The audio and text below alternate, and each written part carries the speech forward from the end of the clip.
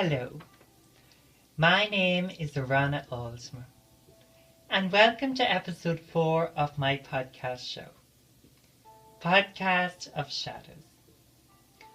I hope that you're all well and are back in action after the cold winter months. I had a wonderful last few weeks enjoying various outdoor activities, and the colder months are always a time when I sort of rest and recuperate after a long year. Now, in the last episode, we finished up discussing crystal balls. So, if you've been practicing with your crystal ball, you'll probably already know what I'm going to be discussing on this episode. But for those of you that are slacking, I'm going to begin with the listener feedback section. Now, I did promise to do this in the last episode, so it wouldn't be too much of a stretch on the intuition. Now, my first set of feedback comes from Ariana. And Ariana said, "Hello. I just wanted to see if you would read my comment out on your show, so I can be one of the first when it becomes a huge hit. Lol. Or LOL, is it? Anyway, I have really enjoyed your last segment on crystal remedies, and I tried one out with the quartz crystal to purify my body and regulate it, as I have had a fuzzy head from doing exams at work. I was astonished. I found it much more effective than Bach flower remedies I've been using for years in the past. I also loved the cinnamon segment you did and the idea of adding it to my coffee. Very enjoyable. Thank you for providing the information, and I can't wait to hear more. Lovings and blessings, Oriana." Well, Oriana, I'm delighted that you're enjoying my podcast shows and benefiting from the information that they're providing. Yes, the cinnamon in the coffee is very nice. I add cinnamon to many things for their health benefits, such as my morning oatmeal or desserts. Also, thank you very much for your feedback on the crystal remedies.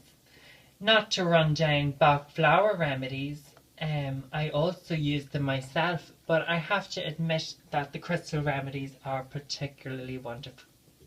Especially, I think it's the time and effort that you put into yourself making your remedy makes it a lot more potent and all round works better for you. Next, I have an email from Gloria Onyx, and Gloria says, "Hi, Arana. I found the second episode of your podcast, and after listening, I had to go back and find the first one, which I also really enjoyed.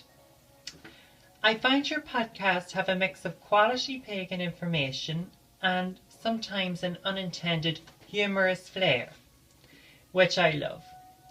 Frankly, I can't wait to hear what you're going to say next. Ha ha," from Gloria Onyx. Well, that certainly made me laugh, Gloria. I am glad you find the podcast helpful and informative, and of course, if there's anything you want me to say on the show, email it in. My next segment of feedback is from Sky. And Sky says, "Hi, Arana. You mentioned in a previous podcast that you were a herbalist. Could you give me any advice about what herbs I can take for travel sickness? My son suffers terribly with this each year, and when we go away, I'm not sure if it's cause and would rather try a more natural approach." Of course, Sky. Now, first of all, I am not a master herbalist. I've dabbled in herbs and I've worked with herbs for many years. So it would be hard for me to give you any advice without an initial consultation and that. But first of all, I would advise against all conventional medications for travel sickness. Many of these conventional drugs and pills that doctors prescribe to people these days for travel sickness are basically tranquilizers. They cause drowsiness and sedation, and the doctors love to prescribe medications for everything. I mean, if you have an earache from listening to The Horrible Neighbour all night, they diagnose you with an ear infection. If you're choking on your favourite cough, sweet or candy, you might have a flu. Or a child that's crying in the evening, throw a couple of Lexapro in the bottle and knock her out, she'll be grand. I mean, honestly. Now, on the other hand, I would advise the herbs, of course. These don't cause the same unwanted side effects and dangers these medications and foreign chemicals have. Herbs work with your body's natural rhythm and usually provide other benefits as well. So you usually would get more benefit out of the herb than you would with the nasty side effects of the medication. Now, the second part of your question, travel sickness is very common. Any travel such as car, boat, plane journey can trigger symptoms such as nausea, dizziness and, in worst cases, vomiting. Now, I'm not sure what age your son is, but children are particularly prone to travel sickness, but it generally improves with age and as they go on with life and get more travel experience. Tiredness, stress and anxiety on the system can also worsen travel sickness. The cause of it generally is our body senses are always sending messages to our brain about our environment and where we're going. Now, when we're travelling fast and long distances, such as a boat journey, the brain can receive conflicting messages from the eyes and the ears, and everything doesn't know what's going on. So it's very easy to cause upset. Now, say for example you're going on a boat and the movements of the boat can unbalance your senses. That can cause you upset. Now, there is a range of different herbs I would recommend to you. Ginger is very good for nausea and actually contains its own strand of chemicals which soothes the stomach. It's no surprise that the sailors chew ginger sweets to combat their seasickness, and there's been many clinical trials on ginger that has proven its properties, so I'd recommend it.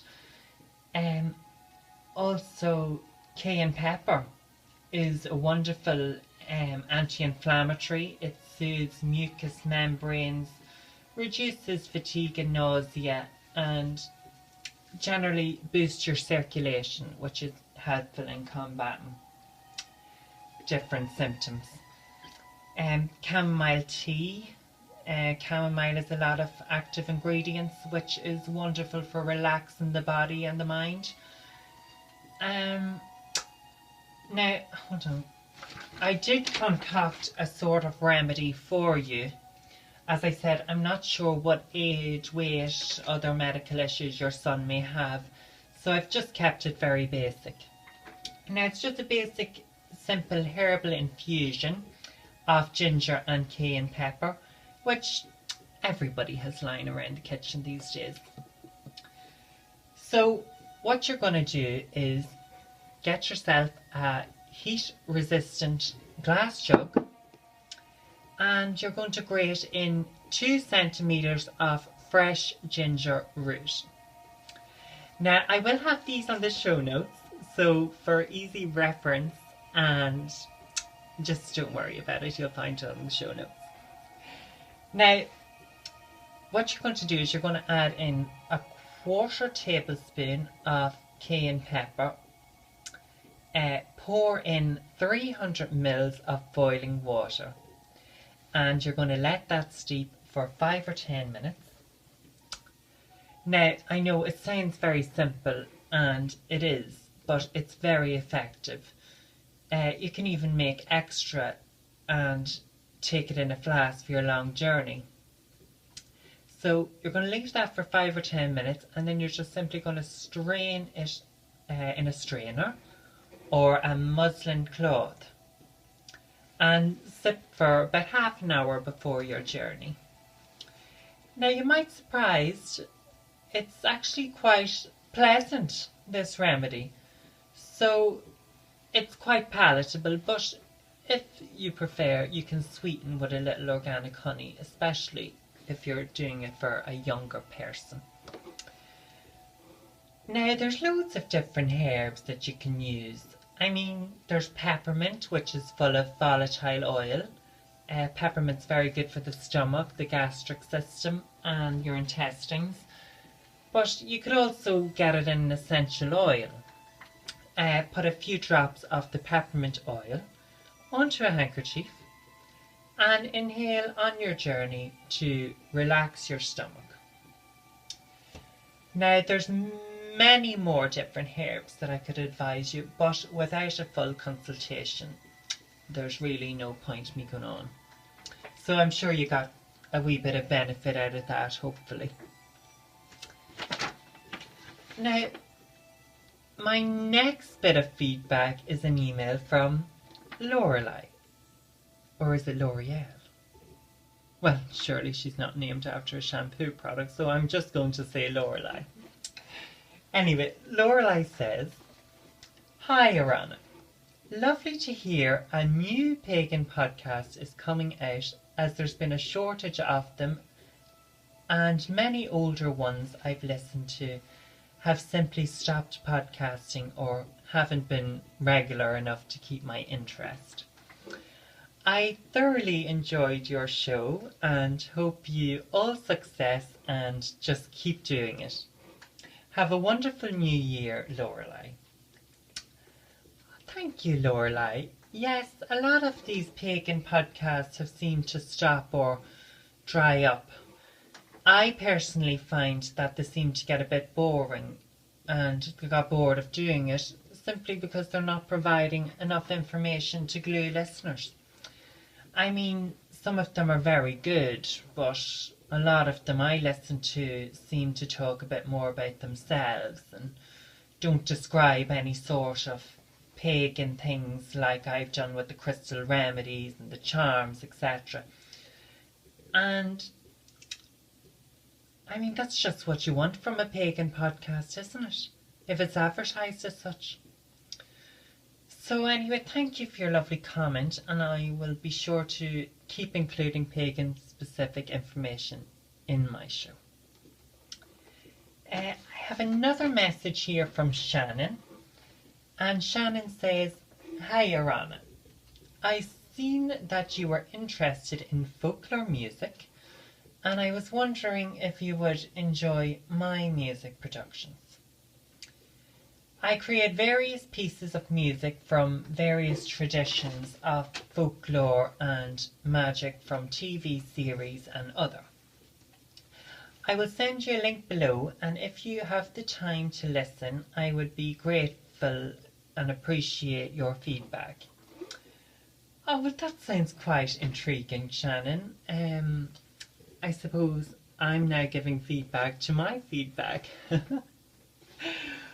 But that's okay. I did take a quick listen to the first couple of seconds when you sent it to me, but I was travelling at the time and I didn't get back to it. So I'm going to play your music now, as it's only 2 minutes long, to prove that I did listen to it. And perhaps myself and my listeners can give you a wee bit of feedback on it. Now, just bear with me for a wee second until I get it.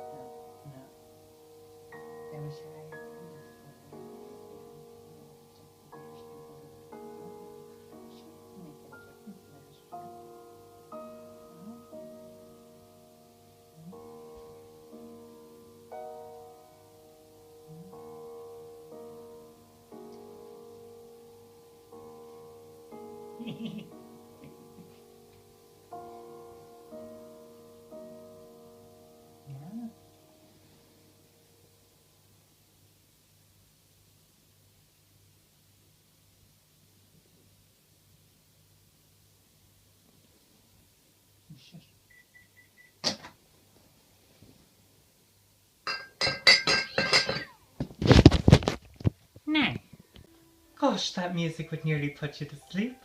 It would, Sharon. Gosh, it was a lovely musical interlude and very creative.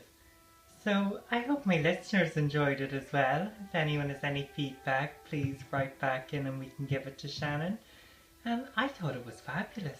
I mean, it'd be very good music for meditation or clarity, or if anyone even does a wee bit of yoga. So keep up the good work. Now, that's the last of my feedback, so I'm going to start off my podcast show with the crystal segment.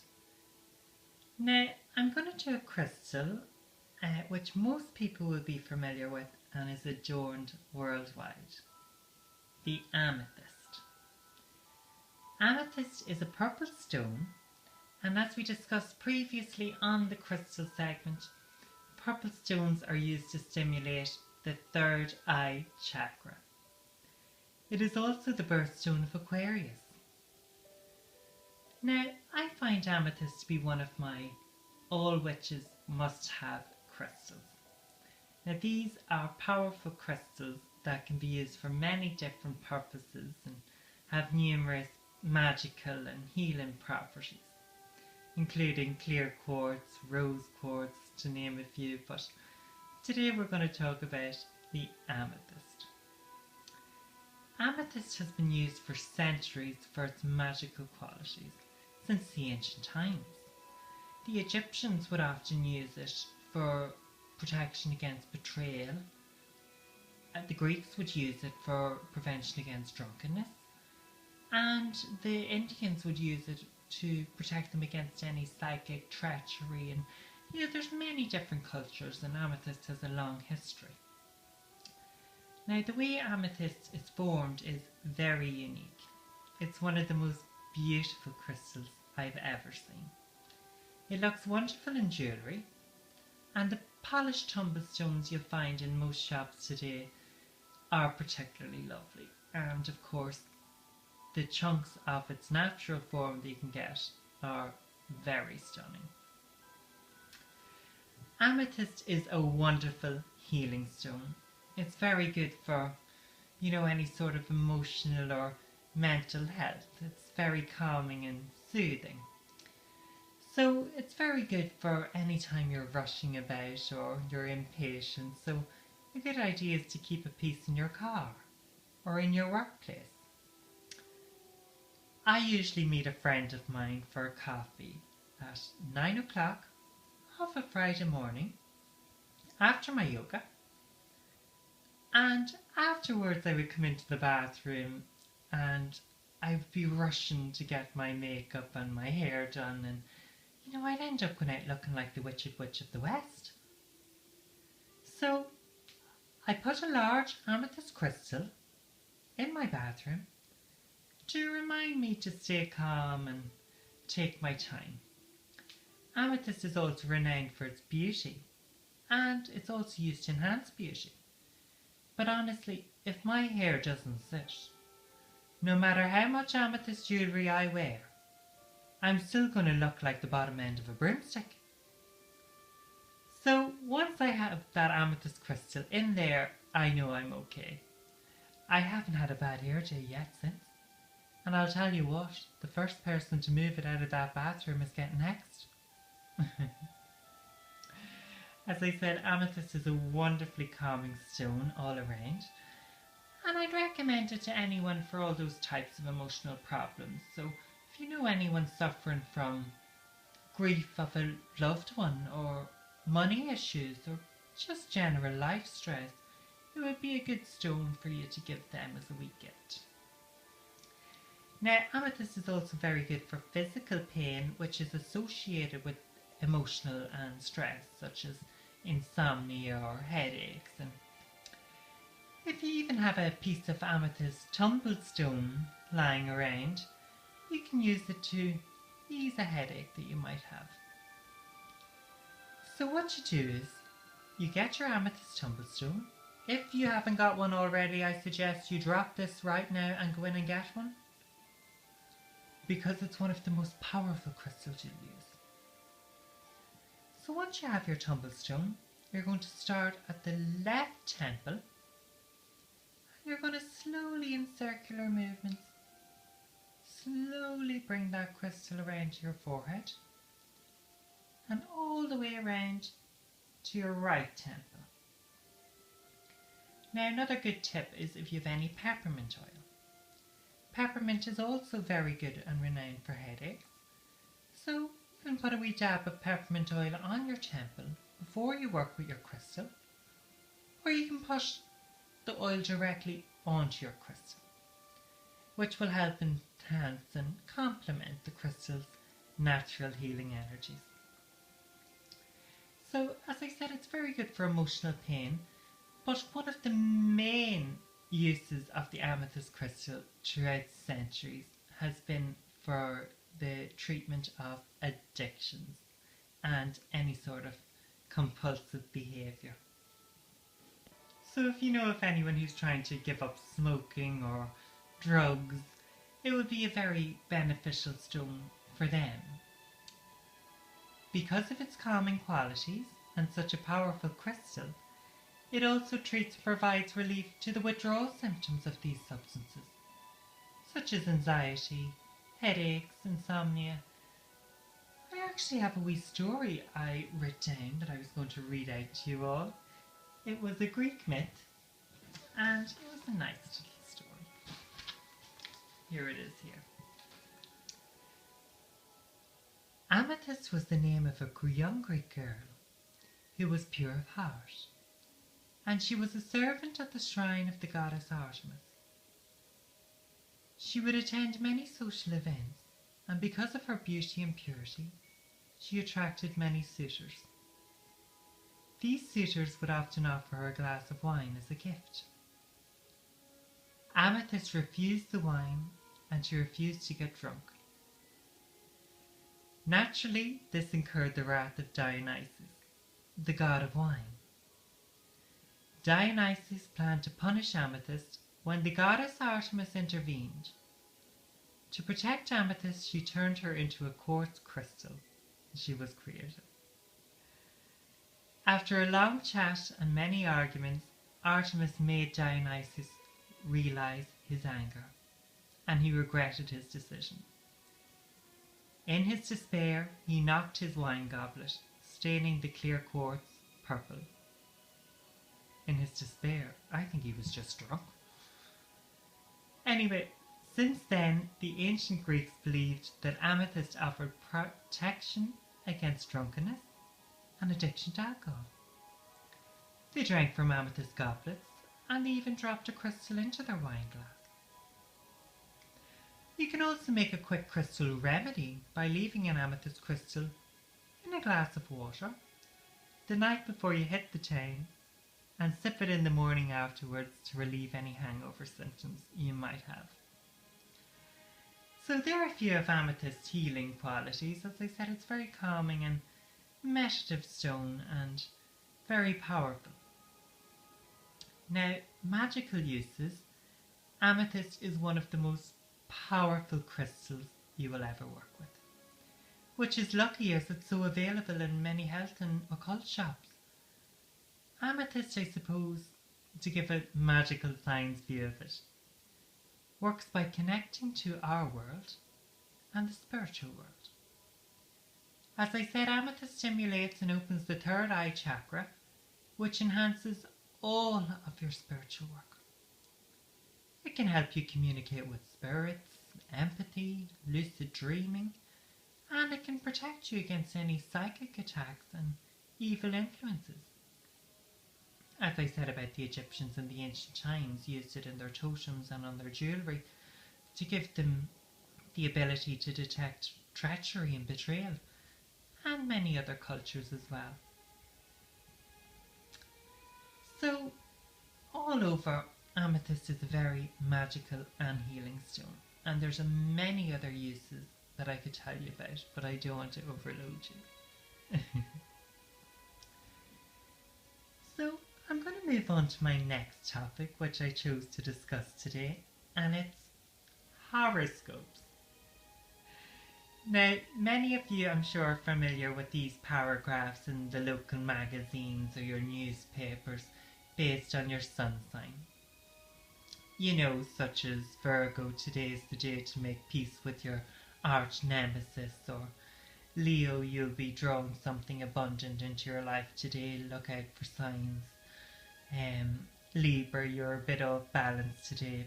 Perhaps the scales have tipped a bit more left to the dark side. Fate not as strong as it once was, Libra. And so on and so forth. So, horoscopes are based on the principles of astrology. Now, astrology was a science, and many of the most famous geniuses which you might see in history were astrologers, such as Galileo and Pythagoras. And it's based on the positions of the heavens and the planets above.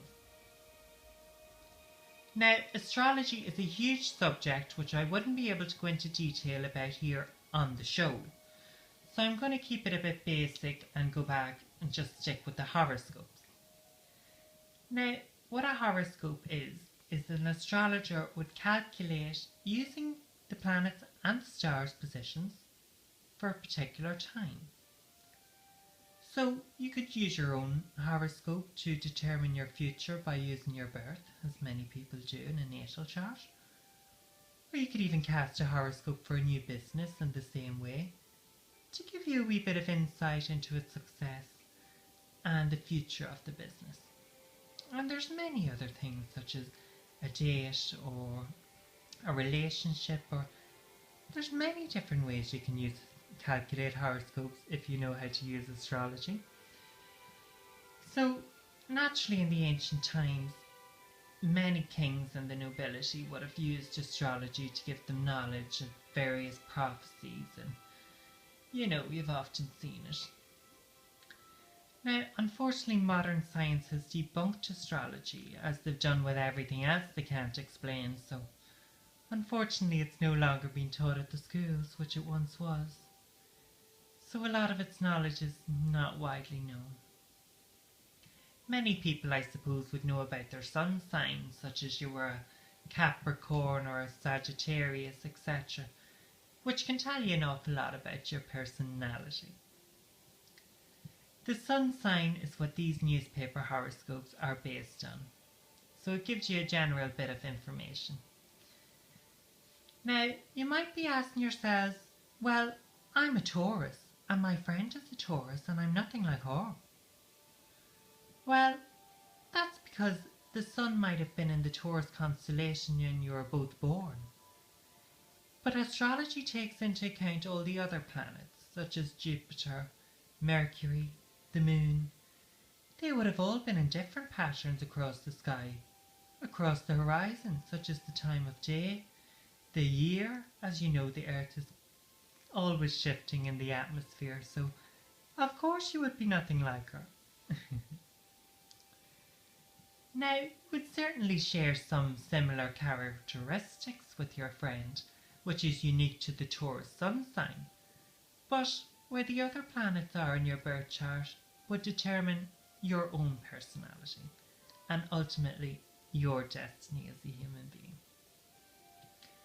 So, as you can see, there's a lot of different components in astrology, and these newspaper horoscopes only focus on the sun sign, on your sun sign. So, can you actually believe what these horoscopes are telling you?